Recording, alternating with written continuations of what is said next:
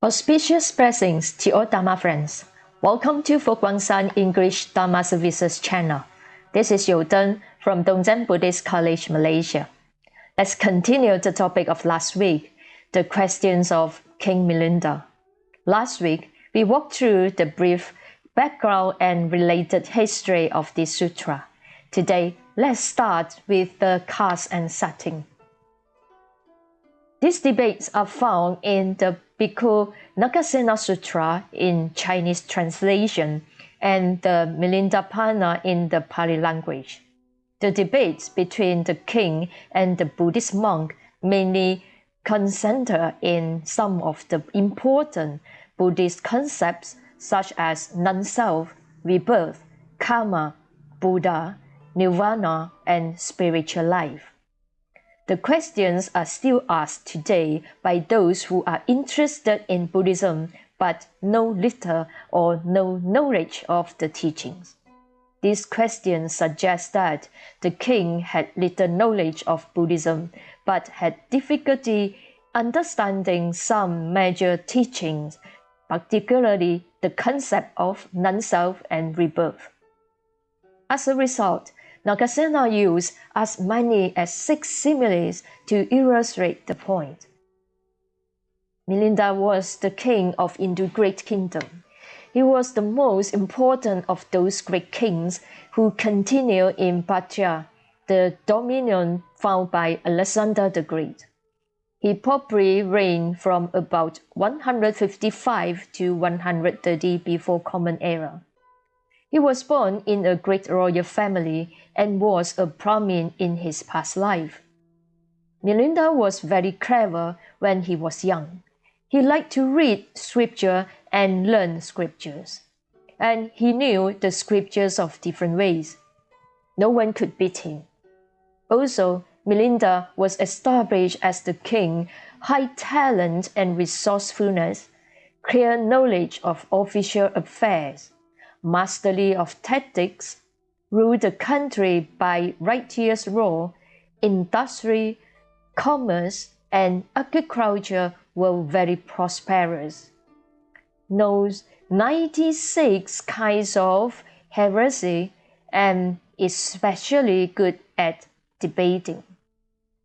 Later, due to the discussion with Bhikkhu Nagasena on the issues related to Buddhist teachings, he converted to Buddhism as a result.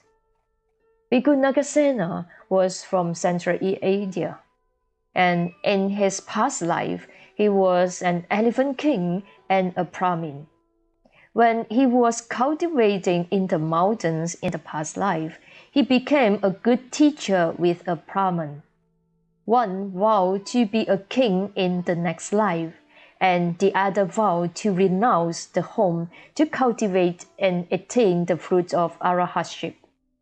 The one who vowed to be king was the later King Milinda, and the one who vowed to become a monk and attain fruition was the later Bhikkhu Nagasena.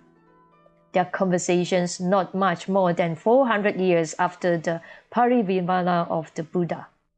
This work is valued as one of the first recorded encounters between Hellenistic and Buddhist thought and culture. There are 76 dialogues in the Chinese translation and 87 dialogues in the Pali version. I will share Venerable Master Xingyun's picks for this English Dharma Services session. King Milinda asks, Reverend Nagasena, are you who applies the same or are you another? Neither the same nor another. What do you think about this, my king? Now that you are grown up, are you the same as you were when you were a boy, young, tender, lying on your back?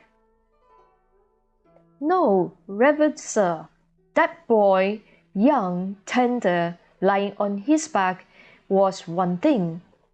I, who am now full grown, I'm another. It is one. I, that was the boy, young, tender, lying on his back, and it is the same are I that I am now full grown? And all these are held together as a unity in dependence on this body itself.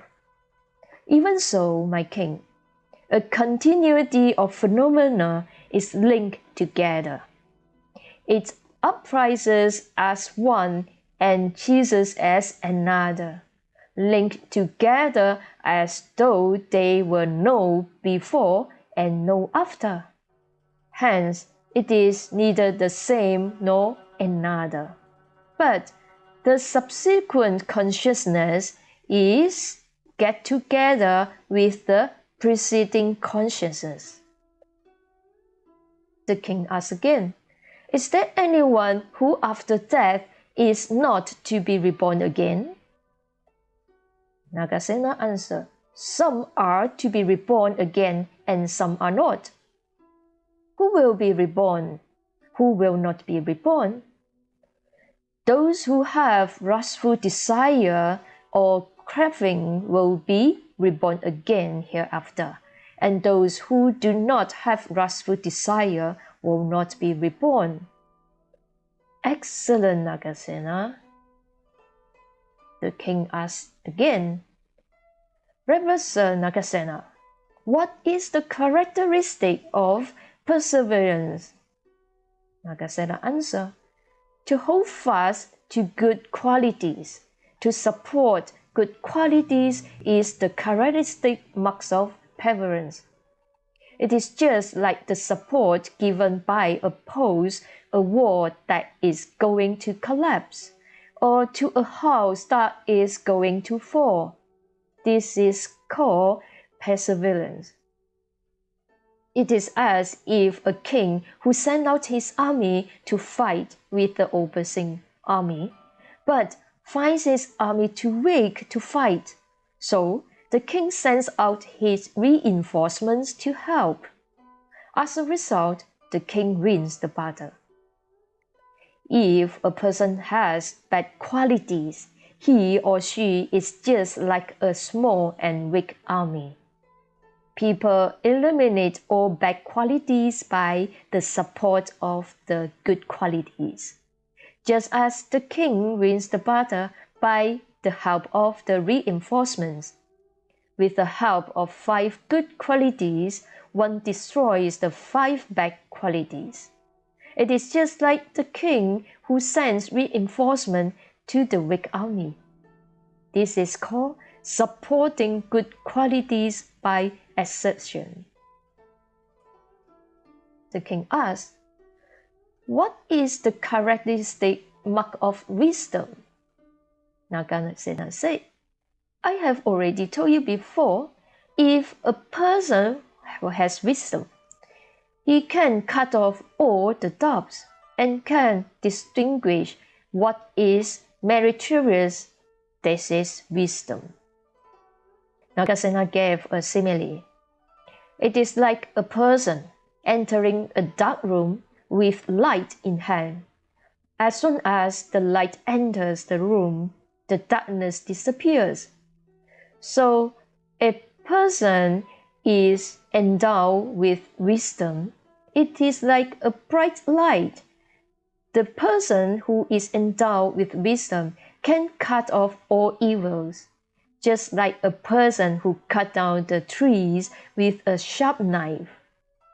For wielding wisdom is of prime importance. A man endowed with wisdom is able to transcend the suffering of birth and death. Excellent, Nagasena, the king said.